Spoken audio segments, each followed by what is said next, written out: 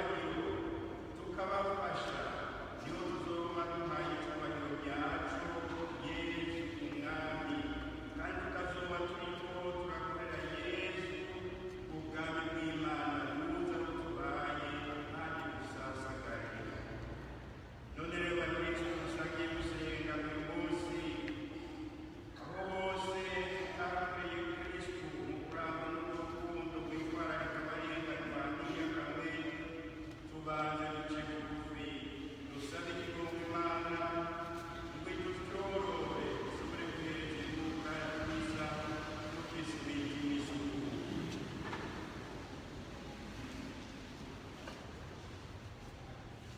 Niyirega ku Mana mushobora byose,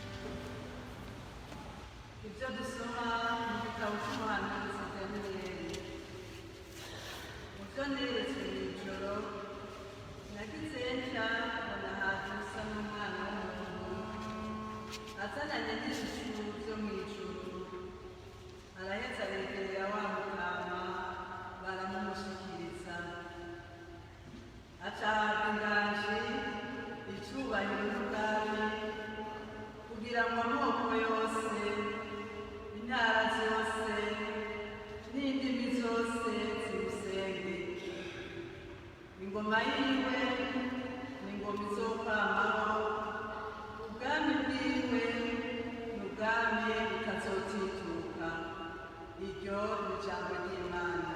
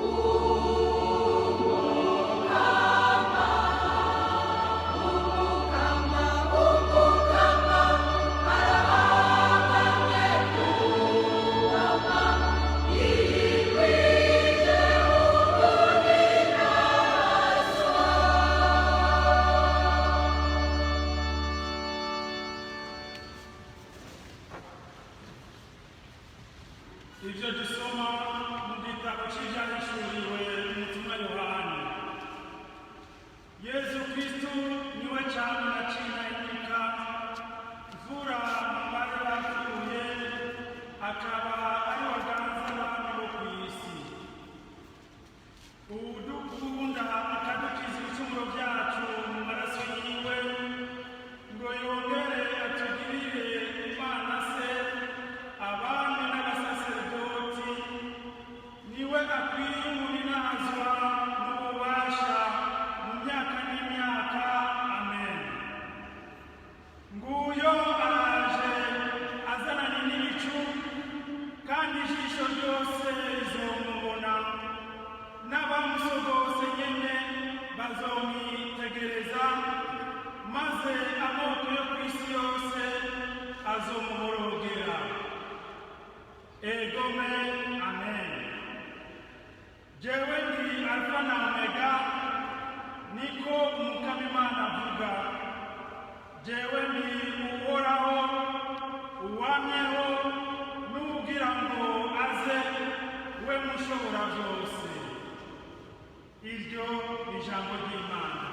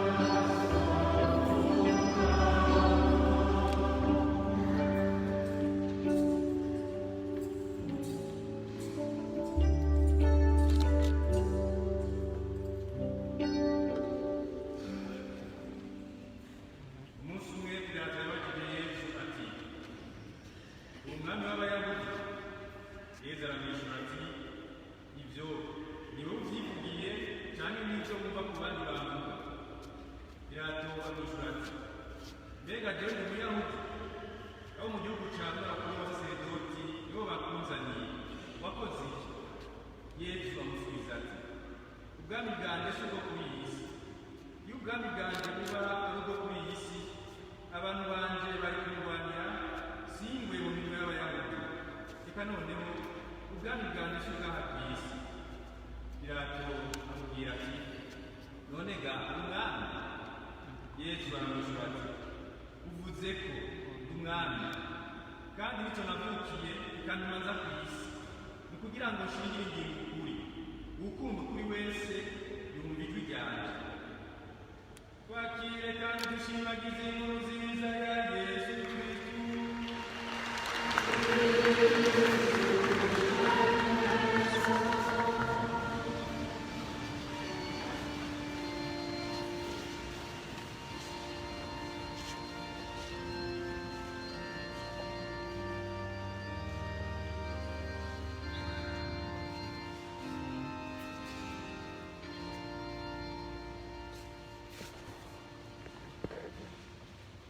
Bakristo wese umuryango w'Imana nitugire Kristo.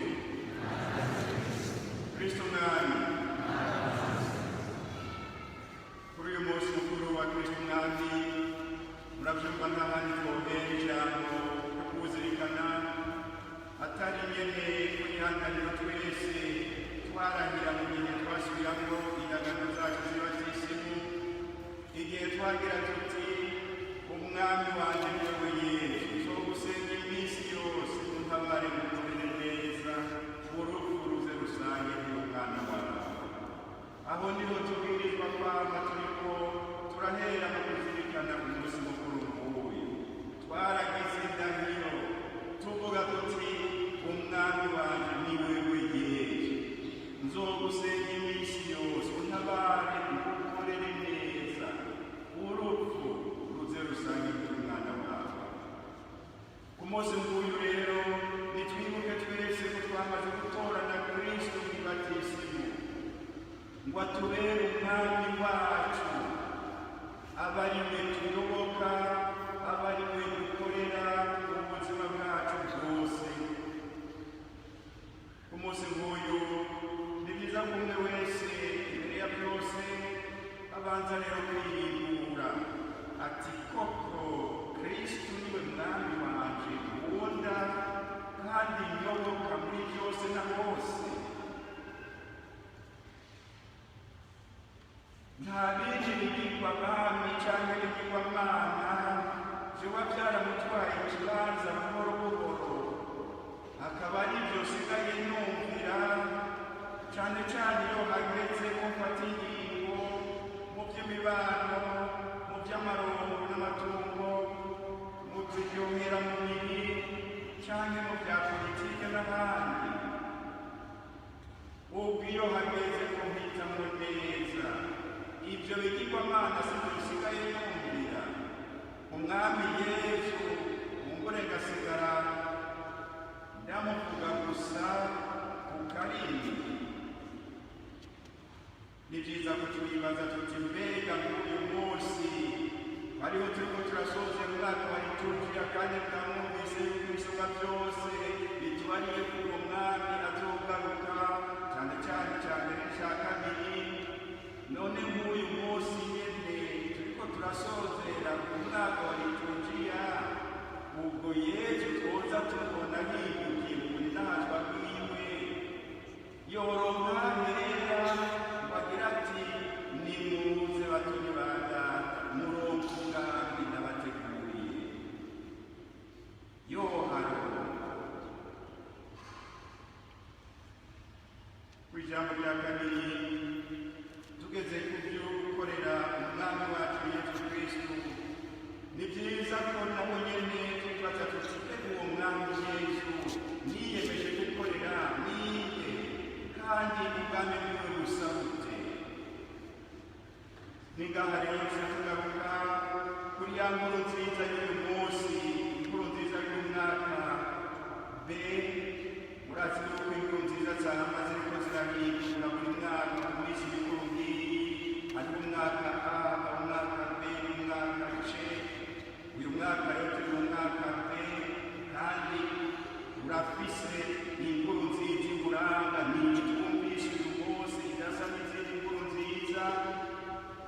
none rero ni ngaha duca tugaruka ku nkuru nziza y'uyu munsi itweretse Yesu nk'umwami yafashwe ari mu minwe ya Pilato, nk'uko womenga ubwami bwa Yesu ni ukuba mu kaga.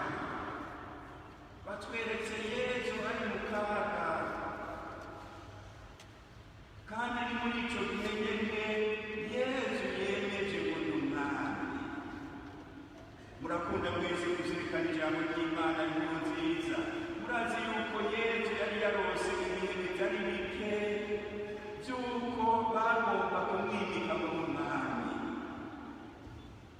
Murazi yuko umuhinga mu kagoroba hamwe yari yagaruye bagashima yabanje kugwiza imikate ngo bace babiruka inyuma bamwimike bamugira umwami, nawe baca yihungira yigira mu misozi aranga bamwita umwami muri icyo kiringo. None heraba ahengere muri iki gihe asigaye bikaradoga, asigaye inyakamwe, atagira n'umuntu n'umwe ari ruhande yiwe, nihagize ngo urabivuze umwami. Nihagire rero icyo ibyo bitwigisha. Mu kubigira gutyo umwanditsi mweranda agomba kutwigisha ko ubwami bwa Kristo ari bwa bwami bwa rwa rukundo rudasubiza ikirenge inyuma iyo hageze ko rurondera kuzamura abo bose bari mu kaga. Yesu yishushanyije nabo kugira ngo atumvise ko ugomba kuba umwana w'ubwo bwami bwiwe, abwirijwe guhindura inyifato aho kubamo umwengo abo bantu bari mu kaga ntibabaho, cyangwa umwengo ibyabo ntibituraba.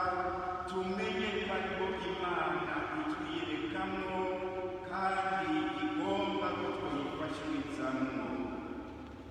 Nicyo gituma abakristo twaba tumenya ko dusubije iteka tubasubiza uburundu abantu mwenabo aribo bonyene tuba duhaye icyubahiro Imana, kandi tukaba turiko turakora ubwagazi bw'Imana buze busasagare aho tubaye. Ni mu gihe duhaye iteka abantu babo bameze nk'uwo Yesu yari yafashwe asigaye inyakamwe, tubahaye iteka n'icyubahiro. Ni muri icyo kiringo tuba duhaye iteka ry'ukuri Yesu w'ukuri, nk'uko yashimye n'uko twiyereka mu bwami bwiwe, nk'uko tubyumvise mu nkuru nziza y'uyu munsi. Kandi ni muri icyo kiringo rero tuba turiko turakora kugira ngo cya gisabisho cyacu kugira ngo twese tugira tuti ubwami bwawe nibuze, kugira ngo icyo gisabisho kiranguke. Kuko ubwami bw'Imana ntibushobora kuza ngo budushware mu gihe tubaho twirengagiza mwene abo bantu bato bato Yesu yishushanyije. Kandi rero mu Kristo niba wumvise ijambo hanyuma rikagutera amatikane, ntutangare kabiri rwose, kuko nturi wenyine. Na Pilato abonye Yesu kunyakamwe yari asigaye arimo, yaritora ati none ga Yesu, ubwo nyine we urashobora kunyemerera yuko uri umwami? Era uri imbere yanjye, uri umupfungwa, uri imbohe bakunzaniye, nta n'umwe ariko arakurwanira, none uri umwami? By'ukuri uri umwami? Byaramutangaje rwose. Na mwarimu yari asanzwe ati abami bo ku isi nyine bakifata ngo n'ingene bahagarara n'ingene bama bakikijwe bakikujwe hose kugira ngo bashaka bikorere ibyo bashaka atake bakomakoma. Pilato byaramutangaje, none nyine umwami? Yesu ntiyatiye kubyemeza ati niwe ubivuze, kandi nicyo cyatumye mvuka nza kuri iyi si. None rero bakunze mwese muriko murahimbaza umunsi mukuru wa Kristo umwami. Yesu umwami tubwirijwe kw'icyubahiro n'inahazwa. Yesu umwami tubwirijwe gukorera ngo tuze tuberwe no kuja mu bwami bwiwe.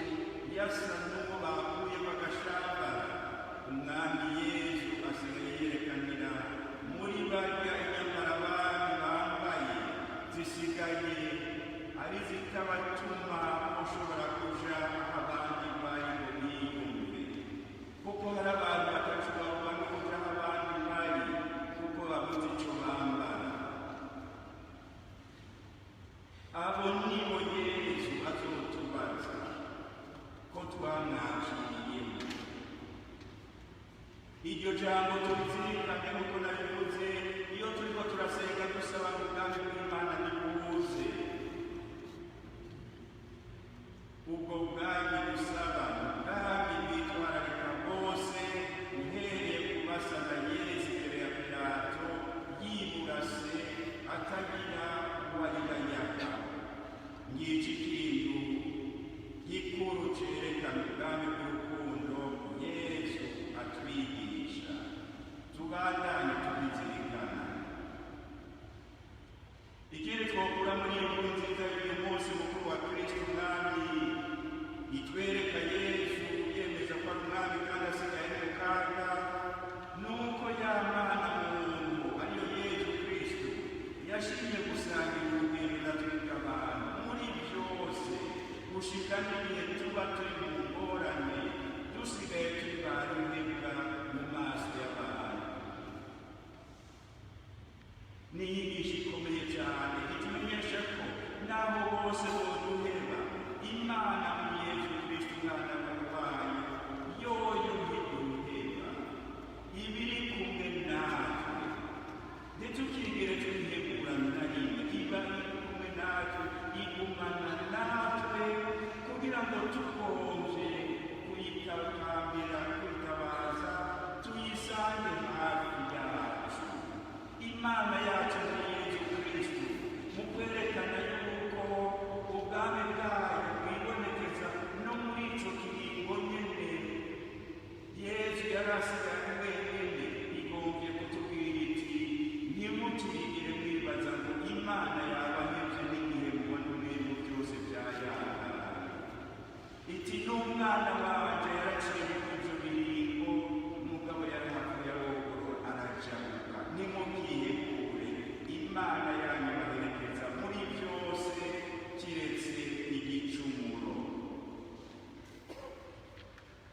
Aho niho rero hari ubwiza bw'Imana yigize umuntu, ikaduherekeza mu mayira y'ubuzima bwacu bw'isi muzi yuko bugoye.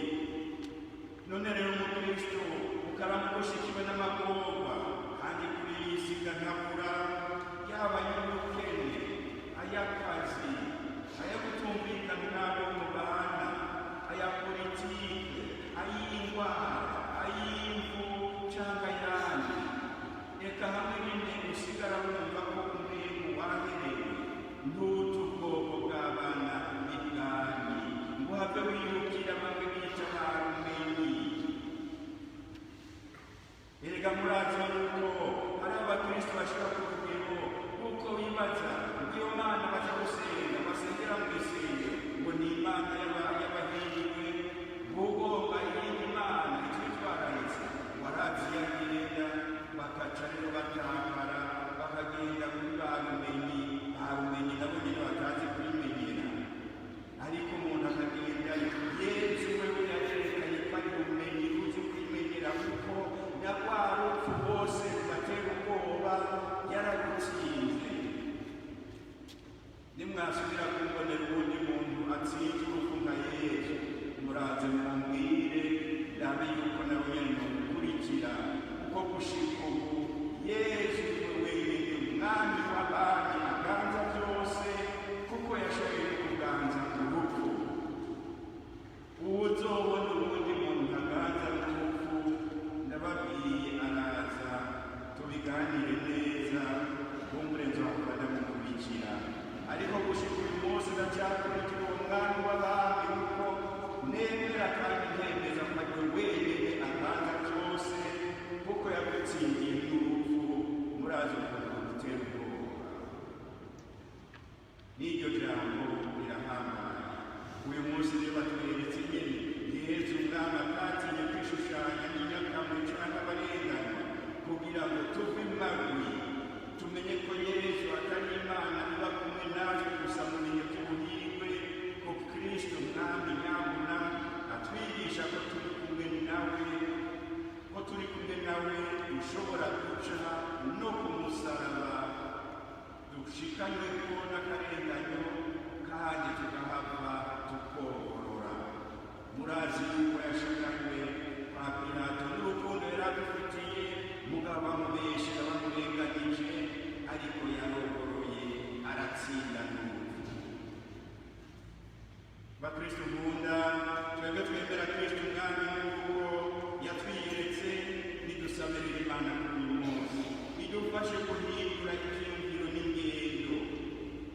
umwami isubyakiye ku ntebe y'ubwami akikijwe n'abamucungereye kugira ngo yikorere ibyo ashaka atangomanzi. Umwami nuwemeye guca muri iyi nzira Kristo yaciyemo, inzira y'urukundo rw'iheba, gushyiraho kwishushanya n'intambwa kugira ngo nazo zisubire kuronka iteka, zisubire kuronka ubuntu. Waruka mwatoranye ku ingabo za Kristo, mwebwe cyane cyane kuri uyu munsi mukuru, ari mwebwe mutuje imbere, reke kuza murahirwa, mwitegurira gutotezanya, kuko ibyo biciye ku biri no kuba ingabo za Kristo z'ukuri. Kuba ingabo za Kristo bidusaba twese na mwebwe murimo kugira urukundo bugurukiye bose, n'abo nyine twita abakeba n'abasi. Imana rero nitwugurure ubwenge bw'imitima, tubitegere twese, yongere iduhe n'imboga, iturose imboga zo kubigendera, tukugendera ibyo tuba twategereye. Gutyo niho tuzoba turiko turakora ubwami bw'Imana buhuze cya gisabisho cya dawa twese tugishitse, kandi niho Kristo azoba aganje mu burundi bwacu bwose, abanje kuganza mu mitima yacu, kuko Kristo umwami araheza akaganza isi yose, abanje kuganza mu mitima yacu, tutamukundiye ngo abanze kuganza mu mitima yacu, adukize akabi kose, ntazoshobora kuganza kuri iyi si, kuko iyi si urazi kuko abantu aribo bayitaye mu rutubi, kuko rero bayitaye mu rutubi. Yesu akaba yaratweretse inzira twocamo kugira ngo tubikure muri urwo rutubi, duhindutse tukakira ubwami bw'Imana mu mitima yacu, tuzoheza dufashijwe na mutima mweranda duhindure iyi si, kuko mutima mweranda niwe adufasha kugira ngo iyi si ihinduke. Kristo umwami rero naganze. Amen.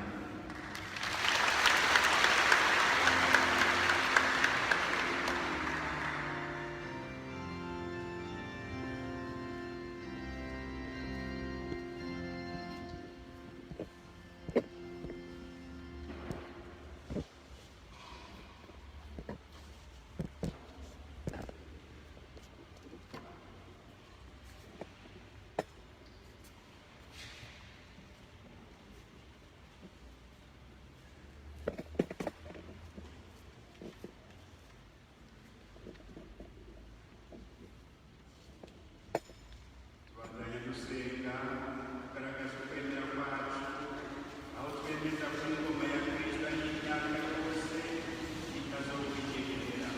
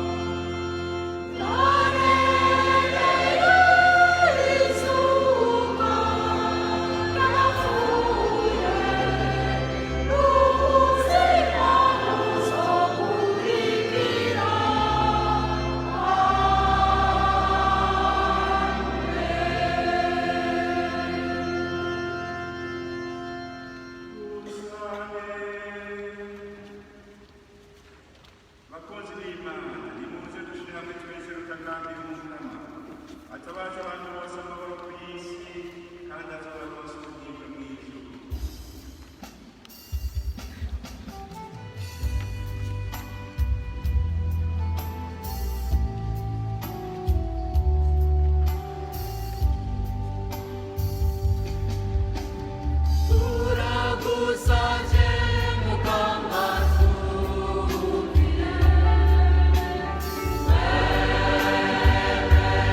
Thank you.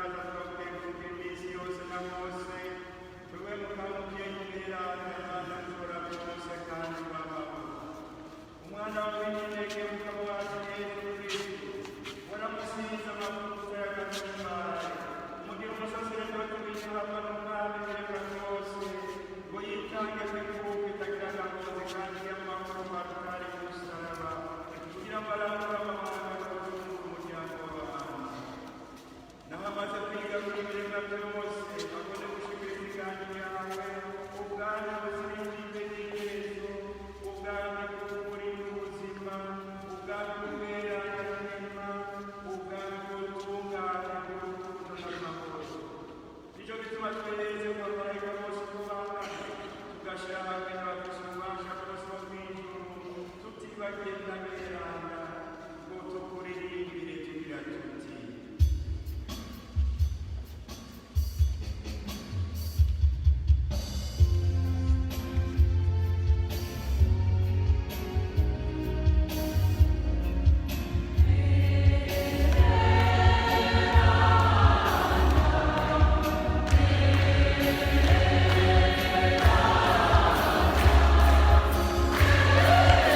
Amen.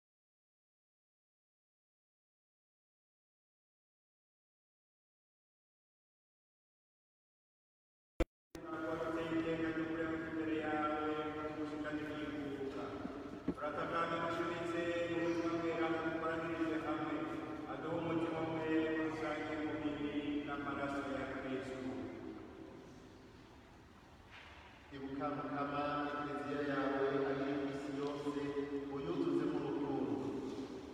Ibuka umupapa wacu Francisco, uyu mwepiskopi wacu Gervasi, n'abo bose bashinzwe umuryango w'abakirisitu.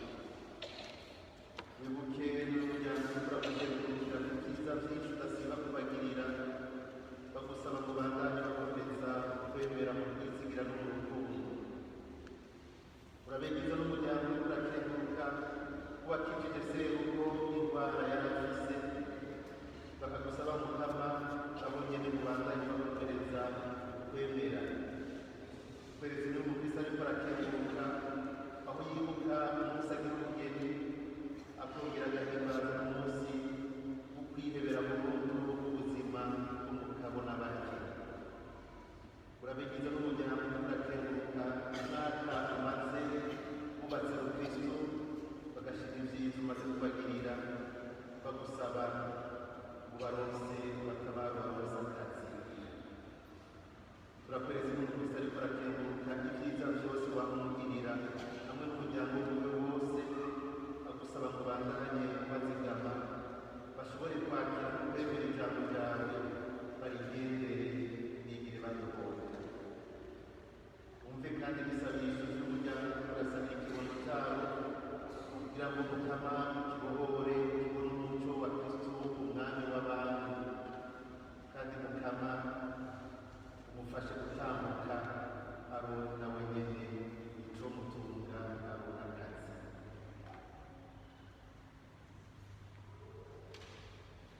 Mana nzima, ibuka abasabyi bawe bahamagaye, Jeretride Bashimisa, Musenyeri Bernardo Kurudira, Leoni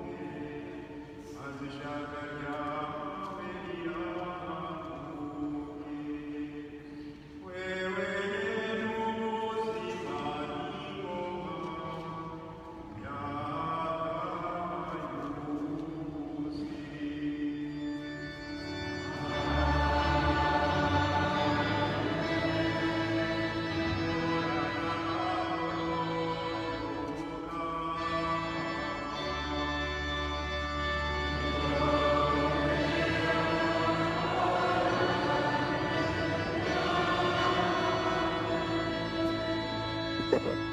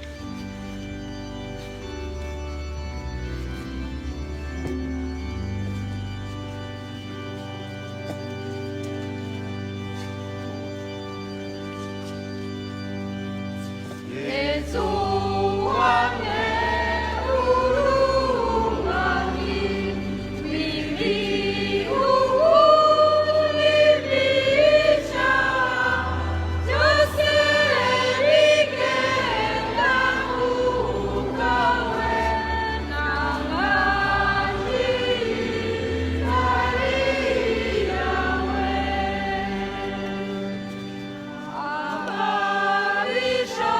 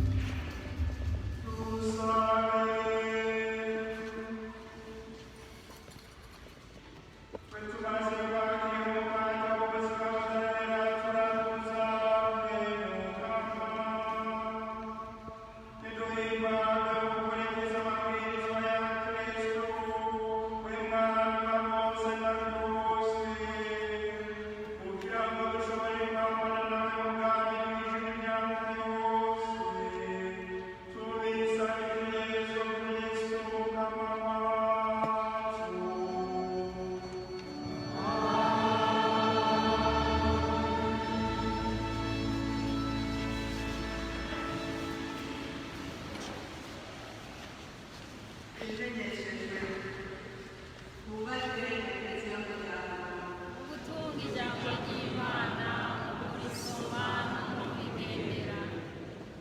umunsi w'Imana uzagerekereza rya 2008 ukwezi kw'icumi na rimwe umwaka w'ibihumbi 2021 harategekanijwe inyigisho igenewe abubatse kuva ku isaha 4 zo mu gitondo muri sale Jerusalemu. Birasabwe ko umugabo n'umugore bozanana kubera ko turi mu mwaka w'itiro ijambo ry'Imana.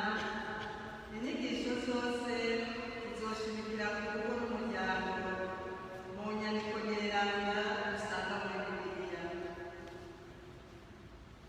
Bwa kabiri, Patiri mukuru wa Katedrali Kinamundi aramenyesheje ko hategekanijwe umwiherero w'abagize inama mpuzanyabutumwa n'inama mpuzanyabutumwa za paruwase, conseil paroissial na conseil pour les affaires économiques hamwe n'abandi bakristo batwifuza.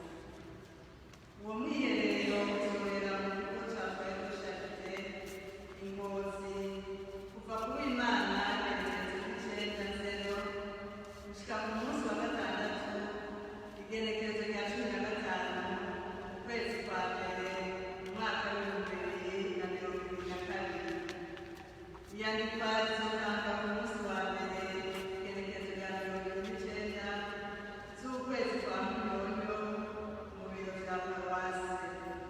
Murahawe ikaze. Twubake ekereziya y'umuryango. Gutunga ijambo ry'Imana mu kurisoma no mu kurigendera. kugira ngo